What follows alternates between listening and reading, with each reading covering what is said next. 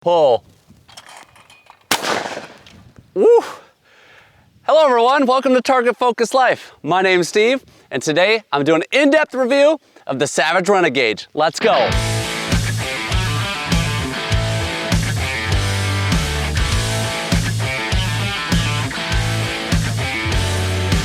So throughout this review, I'm gonna be going over a lot of different areas. If there's a specific area that you're looking for, you can check below in the description and jump right to it. The first thing I'm gonna take a look at with the Savage Renagauge is the selling point. What does Savage say this gun does well? Well, one of the top things it says is that it handles the hottest high brass shells to the lightest recoiling loads reliably, ejecting them and cycling them. We're definitely gonna put that to the test in this video, so stay tuned for that. When you think of Savage, you may not think of shotguns, but indeed, Savage has made shotguns in the past. They've made a lot of different firearms over the years, from rifles to semi-automatic pistols to the Thompson machine gun.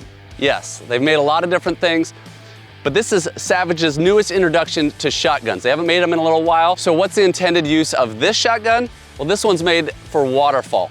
Now they have several different lines. I don't know that there's much difference between their lines, but they do have a competition one that looks pretty snazzy, red and black synthetic, and some other camo options as well. Let's dive in and take a look at the specs of this shotgun, starting with the length of pull. That's the distance from the trigger to the buttstock. The length of pull is adjustable from 14¼ inches to right around 15 inches. There's 3 different spacers that this comes with. It also comes with shims to adjust your drop. The drop at comb is 1.5 inches, drop at heel is 2 inches. Operating system of this gun is gas driven.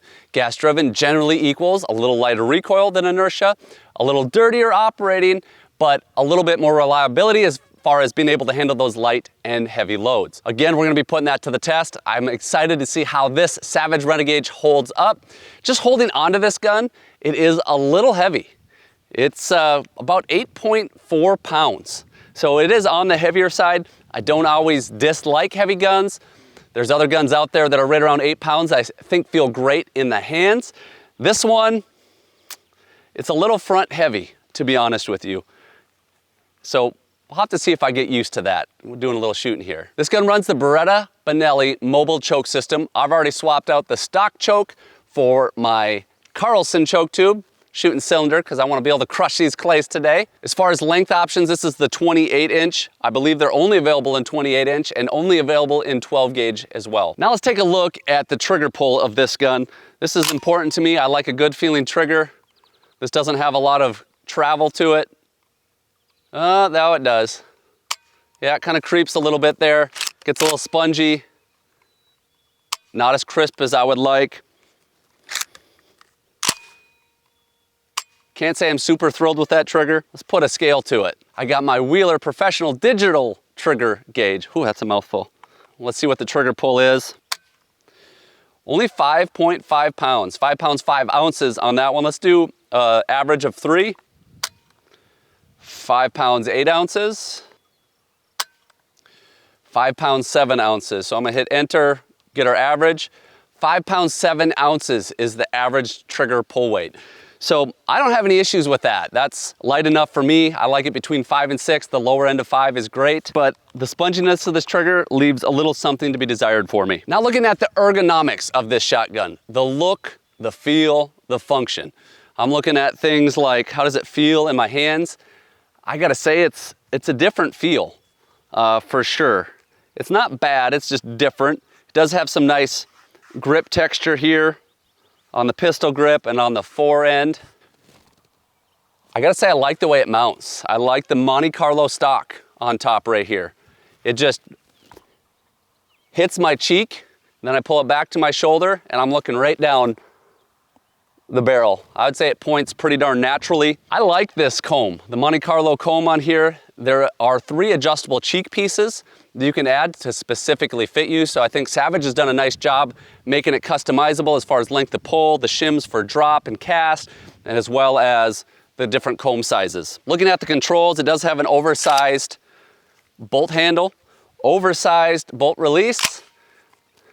Not too difficult to press, but not the easiest.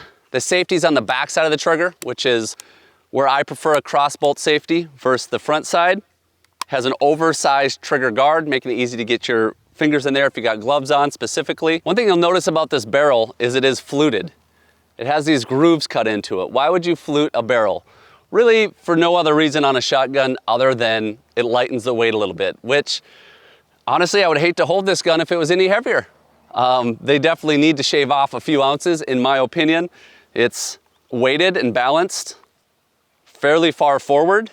A lot of the times I can put my fingers here and that's where the balance point is. I'm having to go a little further forward. So if you're having to reach out, you get a little fatigue in this offhand here, definitely. Looking at the recoil pad, it is nice and soft gel recoil pad.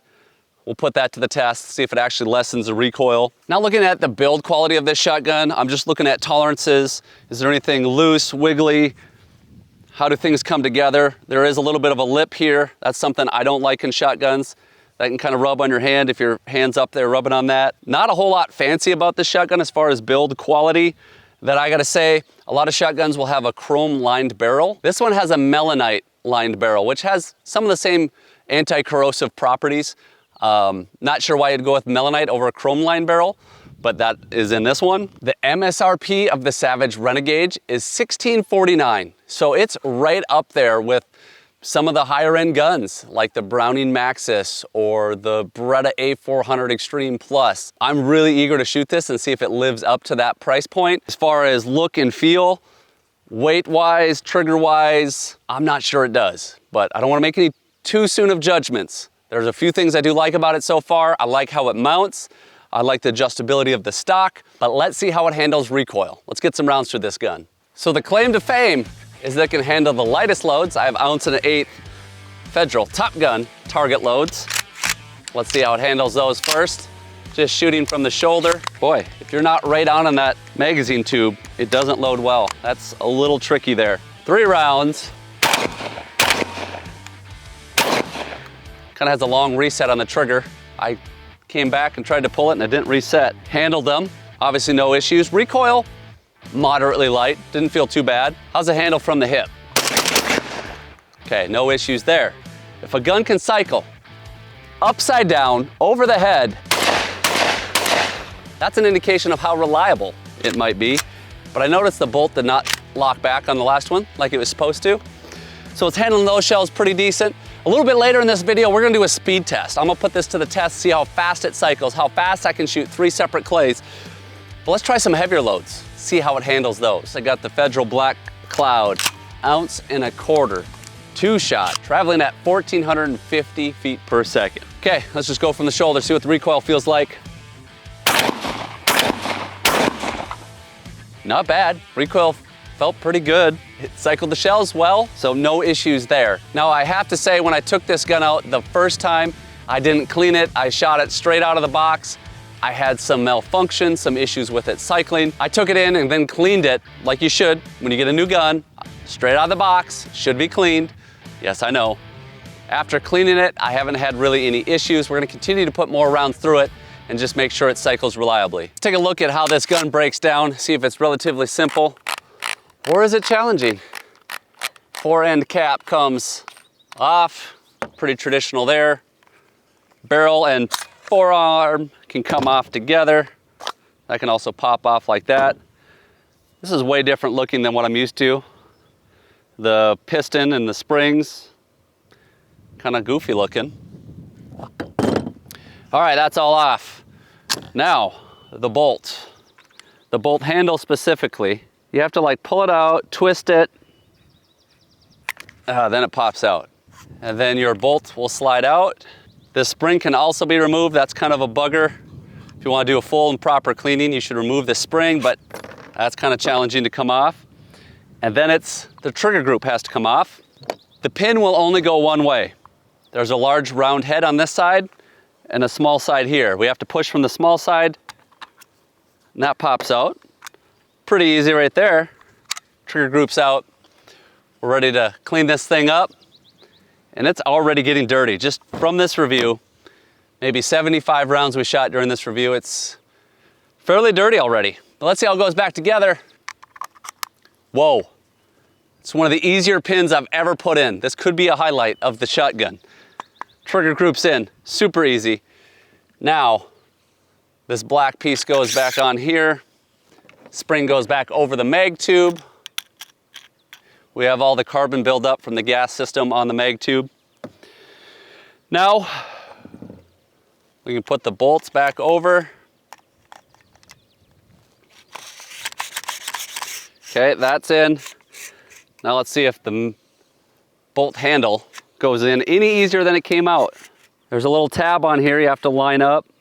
By golly, I think I got it. Okay, so that's in. Then we're gonna slide the forearm on. This is even kind of a little goofy it kind of slides on at an angle. Oh, it pops up there. It's easiest if you have the bolt forward when you put this in. Give it a little love there, put it down, put the cap on, and you're back at it. So, pretty interesting, unique gun from a lot of perspectives. Not super easy to take apart, not overly complicated if you did it a few times, but a lot of moving pieces. Some things were just kind of difficult that usually aren't difficult on shotguns. Didn't love how it broke apart. Definitely not my favorite way to break apart a shotgun, but there it is. It might be for you. Let's do some speed shooting. Let's see how fast this gun cycles. Can it shoot fast and get back on target fast? That's my true test of how well you can handle the recoil, how fast the gun operates, and we'll also see if we have any failures. So here's how this test goes down. I take 3 clays.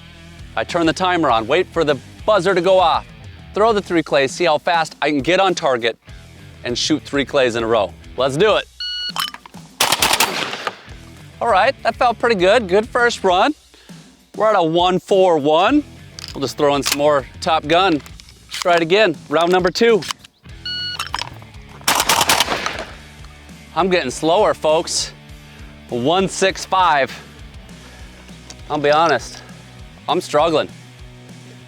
I've done this a whole bunch of times that you're not gonna see on this camera footage. It's been a struggle. I don't know if the point of impact's off, if it's the little bit heavier, not heavy trigger, but kind of spongy trigger, but I'm having trouble getting back on target. A 1-3-8. Folks, I struggled with this gun. It was hard for me to get on target fast and stay on target. A lot of times I'd break 2 clays or sometimes just one of the clays. I don't know what it was. Honestly, I don't know if it was kind of that spongy trigger, if there's a little bit of more muzzle flip to it. Maybe the point of impact of this gun, I haven't put it on paper, but the point of impact could be a little off of what I'm used to. So there it is. It's the Savage Renagauge. Looks unique, feels unique, mounts nice. There's several things I don't like that we went through in the review. The trigger, the weight, the balance, how it breaks apart, and a few other things. But this could be the gun for you. Hope you enjoyed this video. Hope it gave you a good overall look at this shotgun.